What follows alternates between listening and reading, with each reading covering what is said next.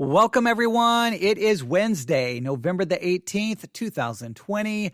It is currently 4:24 p.m. Central Time, which is extremely irritating because about an hour ago, I should have already started, doing live broadcasts talking about other things, but we had to bring the great Edify Christian podcast app saga to an end. I had to give everyone an update at how that story finally came to an end today with being told that we're not going to be on the Edify Christian podcast app. We were not given any explanation. I'm not going to go back and repeat everything I did in the last live broadcast, but that live broadcast ultimately took 2 hours plus to complete because the first live broadcast crashed about 28 minutes into the broadcast. Oh, that's so frustrating.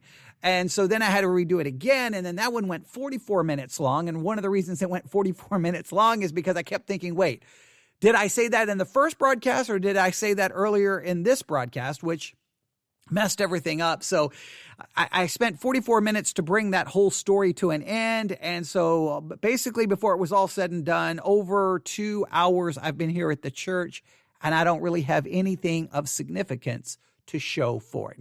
Nothing of value, right? Because bringing that story to an end really isn't very valuable. So that's frustrating. So now I've got to turn my attention, put aside the frustration, and let's try to accomplish something in this live broadcast, all right? So here's what we're going to do. We're going to return to the Imitation of Christ by Thomas à Kempis. I'm not giving this up. Thank you to some of you emailed me after the last broadcast I did when looking at the Imitation of Christ by Thomas à Kempis, offered some encouragement. I really appreciate that, especially Will. Thank you for your long email with lots of encouragement. I really, really appreciate that. Sometimes those emails show up at the exact time that I need them. Because sometimes you can be out here, especially right now in 2020 during a pandemic, and you need to do this with your pastor as well, especially if your pastor is doing a lot of live streaming and there's no one present or he's preaching, but you're missing 50% of your congregation because of COVID-19 concerns. Whatever your pastor is going through right now, you never know how your words of encouragement can be so helpful. I've said it so many times, a little encouragement from members of the church or encouragement from listeners, how that just gives you a whole shot of energy. It's like, think of 5 hour energy, the little drink that you can drink to give you energy, supposedly for 5 hours, give you that boost to get you through the day, using their commercial language.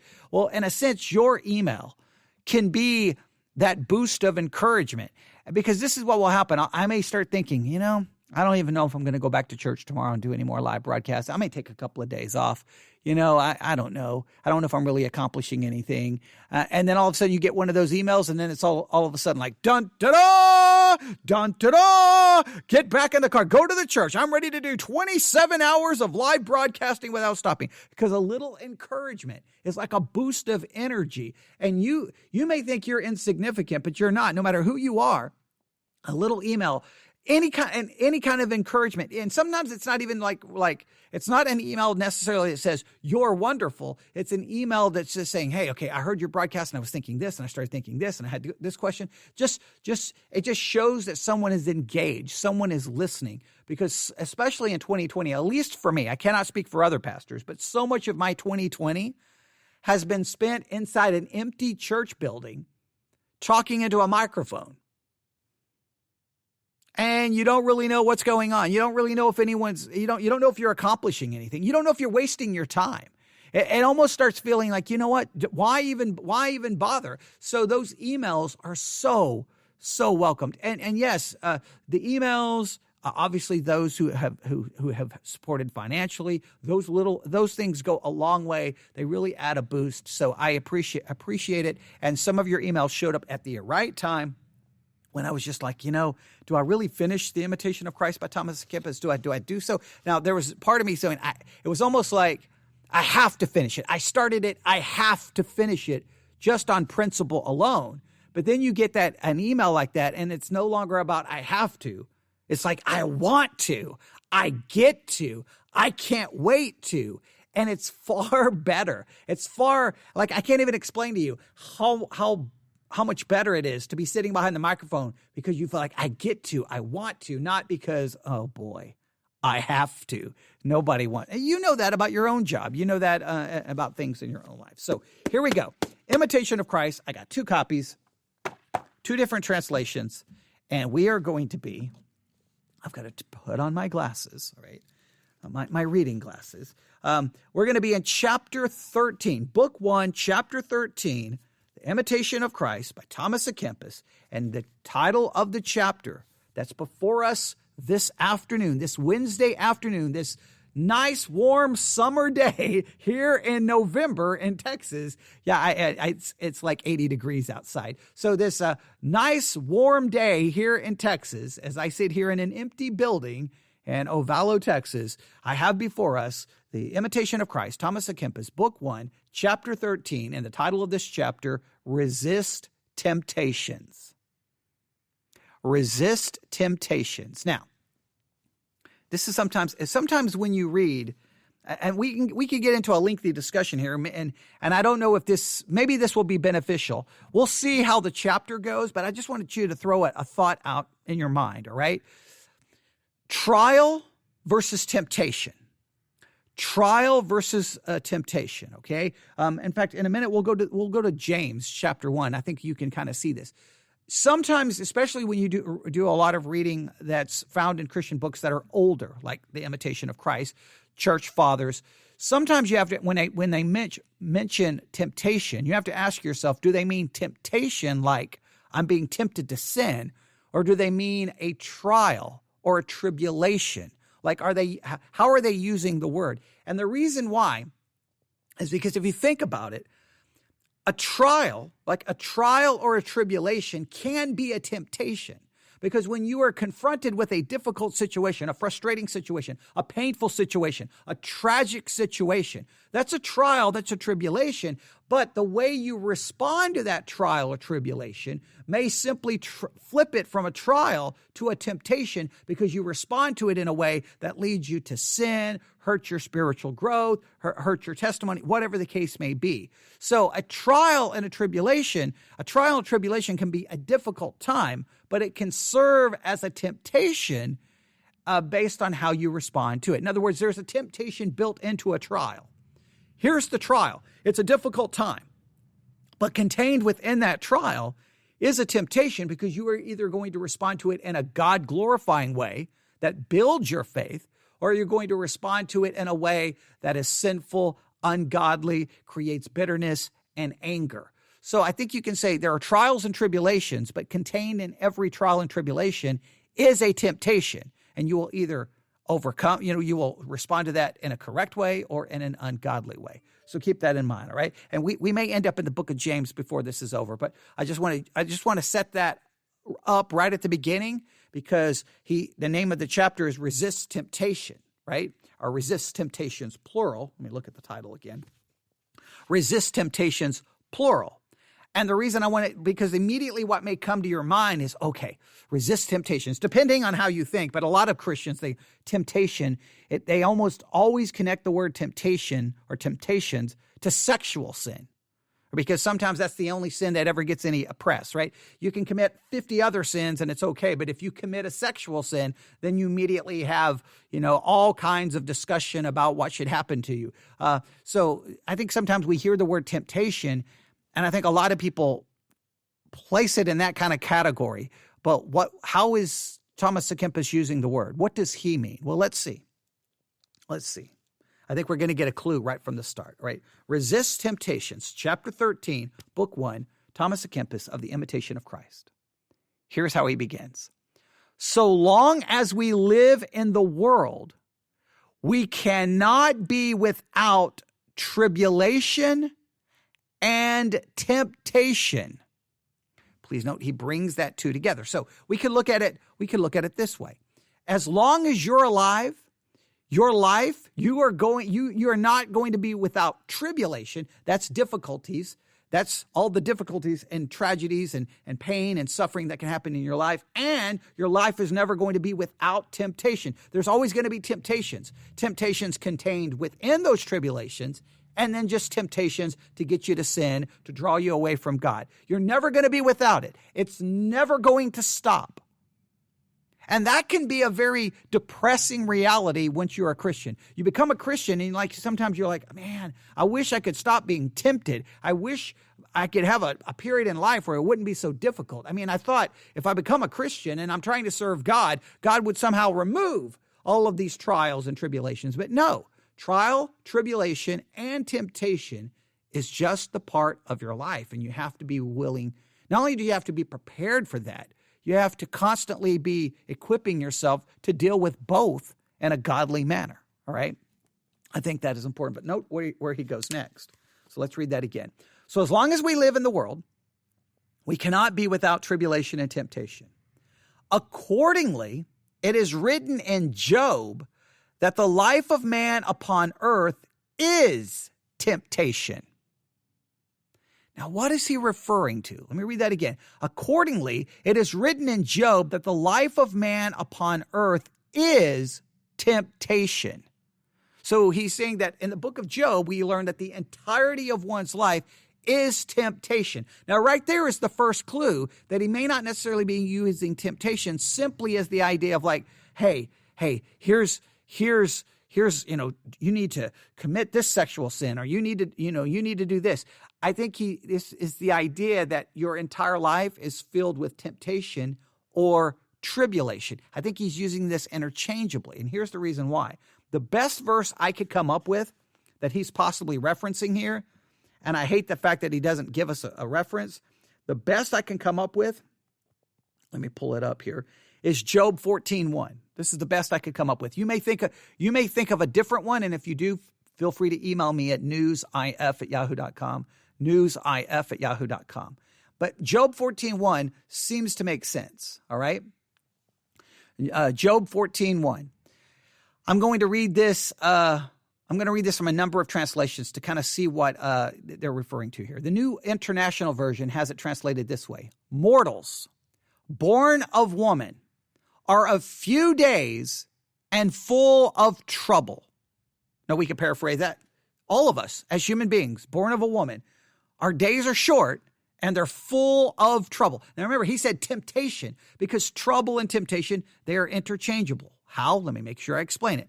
Every trouble contains a temptation.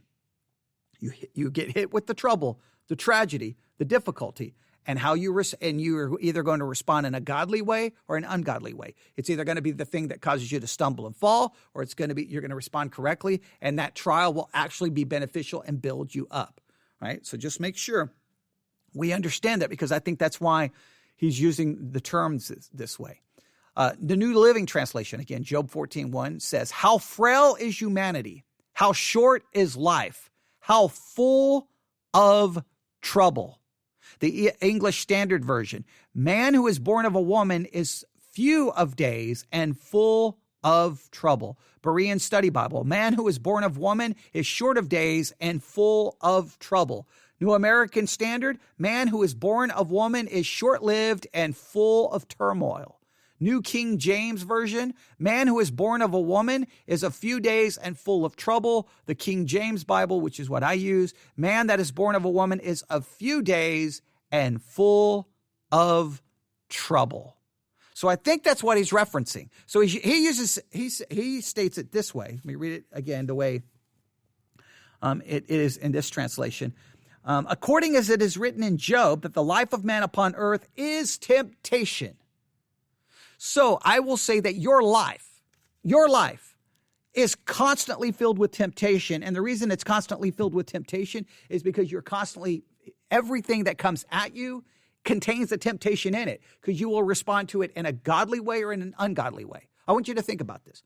Not only is trial and tribulation, not only does that contain a temptation, because you get, I'm going to use this, you can't see me, but I'm taking the book, I'm hitting myself across the head. I get hit with that trial, with that difficulty. Well, guess what? Inside that now, there's a temptation. Do I respond in a godly way, or do I get angry? Do I get bitter? Does it derail my spiritual life? Do I become depressed, despondent? Do I stop praying, stop going to church? What happens, right? So there's a temptation contained in it. But I want you to understand this. If someone walks through the front door of the church right now, right, walks through the front door of the church and say, I want you to know that I listen to your podcast. I think you're the best Bible teacher I've ever heard. Your theological podcast is the greatest I've ever heard. I want to give you a check for $5,000. Guess what is contained in that entire situation? A temptation, because I will respond to that praise either in a godly way, or I will allow it to make me arrogant and prideful. I will use that gift given to me in a godly way or in an ungodly way, like whatever the case may be, whether good or bad. That's why I think Thomas à Kempis is saying your life is full of temptation. It's full of trouble, but it's full of temptation, because even the good days are full of temptation. Look, a time of peace, tranquility, and prosperity is just as filled with temptation as much as is a time of pain, suffering, and tragedy. Because sometimes during a time of peace, tranquility, and prosperity, you forget God. So your life is filled with temptation. It's just, you just have to understand, your life is filled with temptation. Every situation, good, bad, there's a temptation contained in everything.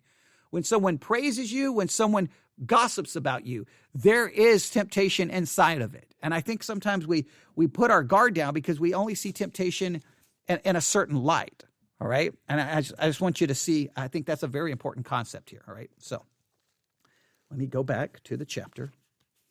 Let me read this all again. So as long as we live in the world, we cannot be without tribulation and temptation. Accordingly, it is written in Job that the life of man upon earth is temptation. Everyone, therefore, ought to be full of care about his own temptations and to watch in prayer lest the devil find an advantage, deceive him. He never sleeps, but ever goes about seeking whom he may devour. 1 Peter 5:8. Now, this brings up an important concept here. If we acknowledge that Satan is roaming about like a roaring lion, seeking whom he may devour, and then if we follow this advice from Thomas à Kempis, where he says that everyone, that you and I, we ought to be full of care about our own temptations, and we do watch and prayer lest the devil finds an advantage and deceives us. In other words, he says we need to be ever vigilant. We need to be sober. We need to be vigilant on a continual basis, looking out for Satan, trying to tempt us, trying to deceive us. Now, this would be that we're living life very aware of the danger that is lurking around us. And I think, I can say it for myself. I can think of at least a number of situations, some big situations, where my guard was down. I wasn't looking for it. I didn't see it coming. And then the next thing you know, I'm in a situation that I never dreamed I would be in. I'm like, how did I get here? Clearly, I put my guard down. I wonder how vigilant we really are. How vigilant are you really are in regards to temptation? Now, I think I want to make this very clear. I think the very first thing that we need to do to be vigilant is we have to be aware of this concept that temptation is contained in everything. I think it's a new way of looking at good times, bad times, difficult times, no matter what. There's always a temptation waiting for you. Every encounter, every situation, there is a temptation. Every email you receive, there's a temptation. Everything is a temptation. Let me give you an example. I'll give you an example just from, I always like all of my podcasts to kind of fit together and create a big narrative. Sometimes people catch on to what I'm doing. Some people don't. Maybe sometimes I'm trying to be too clever, but I like fitting things together. So in my previous broadcast, we talked about the Edify Christian Podcast app saga. We were bringing that story to an end. Well, guess what? Contained in that saga, contained in all of those emails back and forth with them and them asking questions and not giving me information, guess what? In that entire situation, Not only was you could call it a trial, you could call it frustrating. Remember, a trial doesn't always have to be like, 3 people in your family died. It can just be the daily irritants of life. That can be trial and tribulation and frustration. But I want you to know, in that entire situation, there was a temptation waiting. And hopefully I did not fail, right? Did I respond in a godly way? I think I tried to respond in a godly way. I think it's very fair to I've been telling everyone about the Edify Christian podcast app and our attempts to get on there. So I think I deserve to give everyone an explanation. So there was a part of me going, should I respond? Should I not respond? But I think I should give everyone an explanation. And I don't feel like trying to respond to individual emails. I think maybe I could have done it shorter, but I think I was fair. I think it was fair to say this is allowed on the app, but we're not. Or maybe is that my ego getting involved? So in other words, even that situation, there's a temptation there, and I hope I didn't fall for it. I hope I didn't do that. But in your life, you had all kinds of situations come at you today, right? It could be, at a fast food restaurant, and there was a situation and maybe it irritated you. Did you respond in a godly way or in an ungodly way? Like you're constantly confronted with it. And I think the only way to be truly vigilant for quote unquote Satan out there is sometimes I think we look for Satan to come like walking through the door with a sinister laugh and a dark cloud, and all the power goes off and we feel this evil presence coming up next to us, whispering in our ear, commit, fornication, commit adultery, hire a hooker, buy drugs. Like we think of it as this, but I don't think it always works that way. I think there's a constant effort in this world to get us to respond and act in a way that's not Christian. And we sometimes let our guard down because we don't see the temptation contained in every little situation. Every little situation, there is a temptation. Our life is we're constantly dealing with trial, tribulation, and temptation. It's never going to go away. And I think the only way to be vigilant is to see that everything, when you walk through the front door and your wife says something, her words, there's a temptation in those words. Your words to her, there's a temptation. Your kids' actions towards you, there's a temptation because you will respond either in a godly way or in an ungodly way. And if you think about it, every situation, every encounter throughout your day makes up then how spiritual or how much you failed throughout that day. And they add up. And I think sometimes we're not very vigilant about them. So we let our guard down. We see a situation, we don't perceive it as a danger. But we always have to ask ourselves, what is the temptation contained in this situation? What is the temptation contained in this situation? What is the temptation in this encounter? You have a situation at work. What is the temptation found inside of it? All right. I think that's what we have to look for. I don't know if you remember this. Remember when you were a kid and you'd be with your mom at the grocery store and you go down the cereal aisle and you would look at the cereal boxes, and a lot of times you would pull the cereal box and guess what you would look for? You would look on the front of the box to see if there was a prize contained inside. You were like, ooh, yeah, I want that. Get that cereal. Now you may not really want the cereal, but you wanted the prize in it. Now maybe I'm dating myself. I know some cereal boxes still do this. Okay, but you would get home and you would start reaching your hand in there trying to dig to find the prize, right? To try. Well, there is a prize in every situation you encounter. The thing is that prize is a temptation.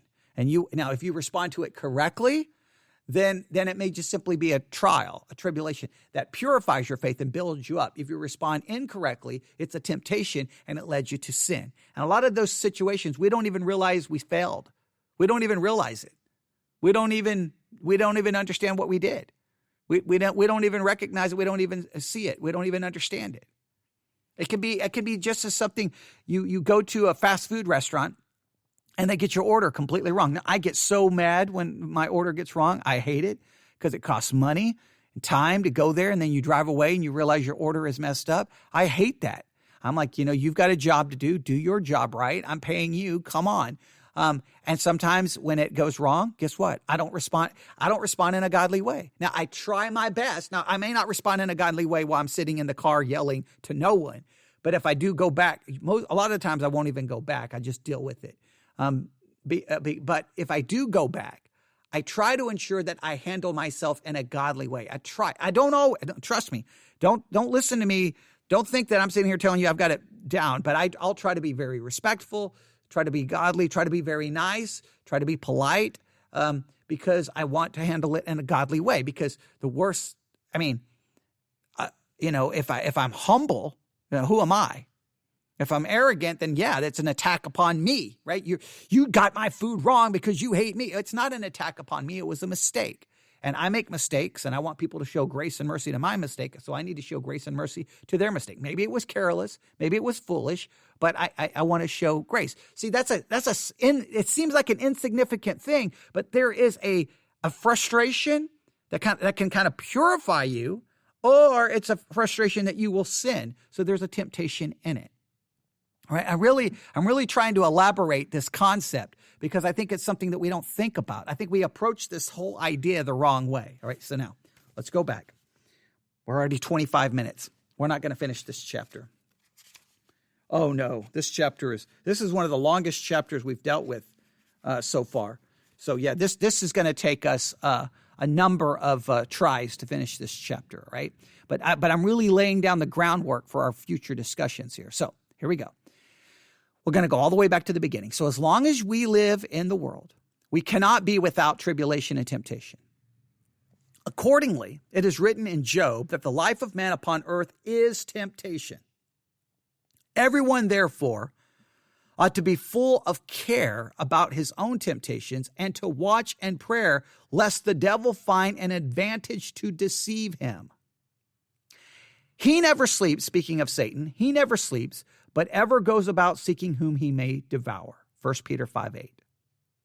No man is so perfect and holy, but he sometimes has temptations, and we cannot be altogether without them. So no one is so perfect and holy to be without temptation.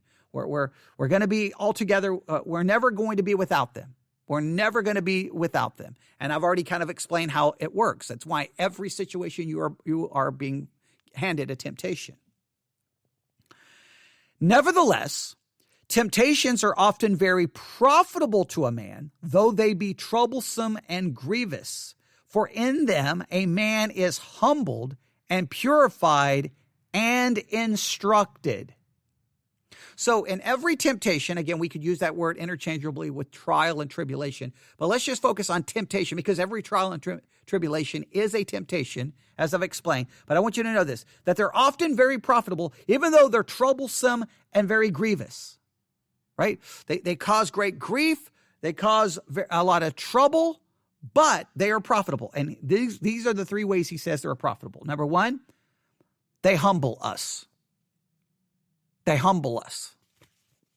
Now, I will argue, and I don't know if Christians really have a correct way of understanding this, but I will say the way typically temptations and trials humble us is when we fall horribly as a result of them. We respond with bitterness, anger. We don't respond correctly. When we don't respond correctly, it humbles us. I think when we respond correctly, there's almost a time that it can create pride and arrogance. I think sometimes what is best for our spiritual advancement is failure, is sin. I think sin breaks us. Sin humbles us in a way. Look, I hate to say this. I almost hope in your life you experience some massive failure, some big scandal in your Christian life where you have to look people in the face and say, my fault, I'm responsible, I blame no one else. And you have to humble yourself that way. There's no fun in that, but I think that humbles you in a way that nothing else can. I think sometimes failure and sin is the very tool that humbles us, but it's the very tool that if someone becomes guilty of sin, instead of sometimes we don't look at it like, oh, God could use this to humble the person. No, we're like, okay, that person's finished and done, and we need to destroy them, crucify them, slander about them, gossip about them, instead of saying, God could be using this to humble them. How can we assist this process?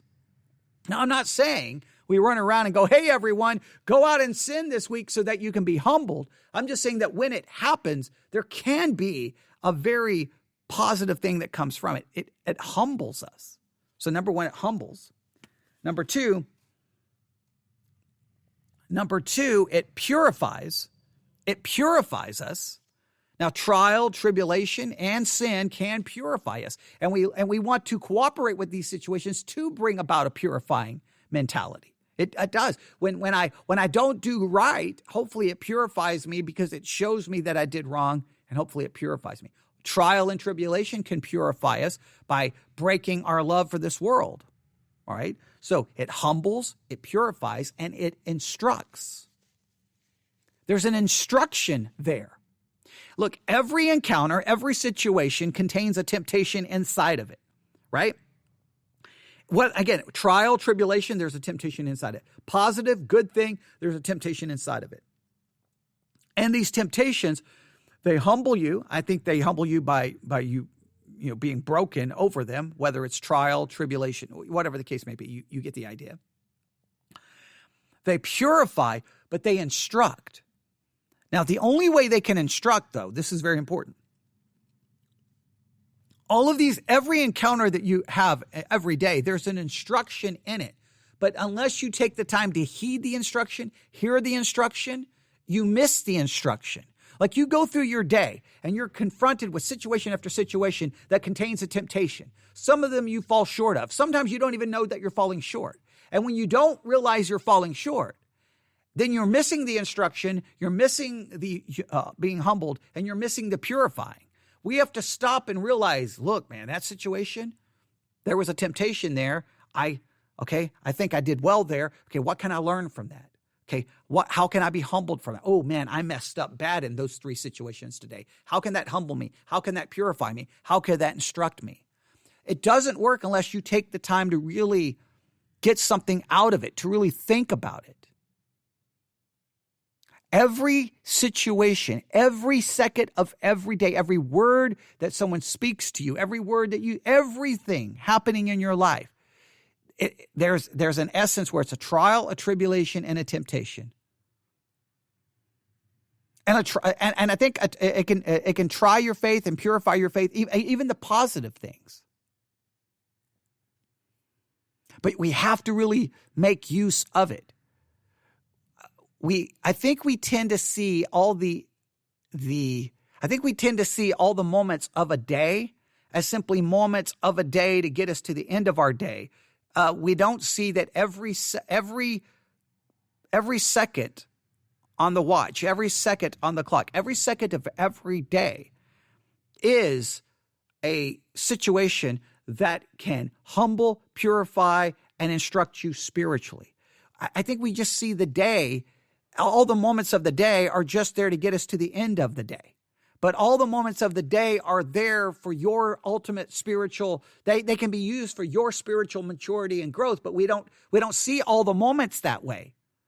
We see the big things, but we miss all the little things. And those little things we are either responding or if you're on social media, every post you post and every post you see and every post you respond to, in that there may be trial, tribulation, and frustration, but there's a temptation there. You are going to respond in a godly way or ungodly way. And every situation there, though, there's a situation to humble you, to purify you, and to instruct you. But we go through all of these and we miss all of the opportunities.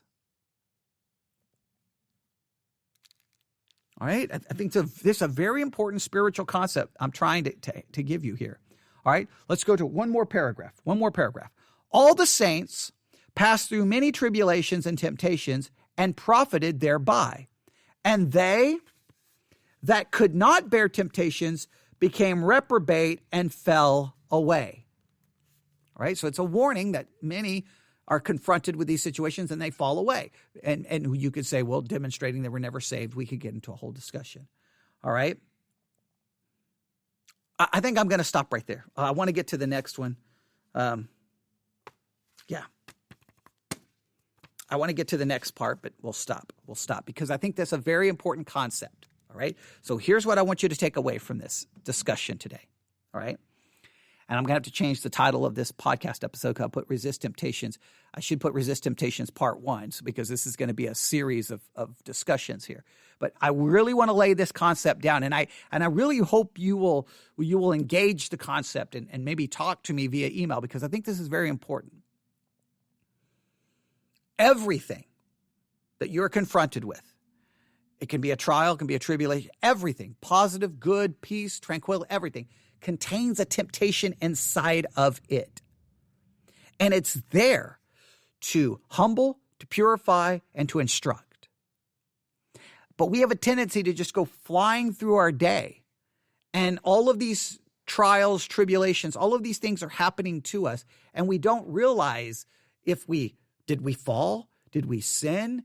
Did we not handle them correctly? We don't stop to consider them. And when we don't stop to consider them, we're missing the opportunity to advance us in sanctification. We're missing the sanctifying opportunity. Every opportunity, everything that happens in your life is an opportunity for sanctification. As soon as I go home and I walk through the door, first thing my wife says or anybody else says in the house, whoever is there, whatever is going on, it's an opportunity to be sanctified, to go, all right, here's these words. Do I respond to this in a godly way, ungodly way? Whatever the situation encounters, whatever happens the rest of the evening, do I respond in a godly way or ungodly way? And that's either it can humble me, purify me, and instruct me. And I don't think we look at the every situation as a sanctifying situation. We just make it through the day. All right. I hope you understand that. I hope I didn't. I'm not trying to say this and see this is a danger of temptation. What I'm about to say here. I don't want this to come across in a prideful way. I truly don't. I hope this, in a sense, this concept maybe not. I don't know if this concept you've ever heard this concept or if it's ever been taught to you. So this may go a little over your head. And I'm not saying going over your head like because I'm too smart. I'm saying going over your head because it may be a new concept that you're like, I don't really get it. Right? Not because you're not smart, just because it may be unique. Maybe you've heard this concept given, instructed, or taught in other ways. And if you have, please instruct me on how you were instructed, because it may help me structure my concept here that I'm trying to get across and kind of mold it and shape it so it's more beneficial to more people. All right. So I'll stop right there. All right. Email me at newsif@yahoo.com, newsif@yahoo.com. That's newsif@yahoo.com. All right. That concludes our first look at this chapter in the Imitation of Christ. And hopefully you found it to be beneficial. God bless.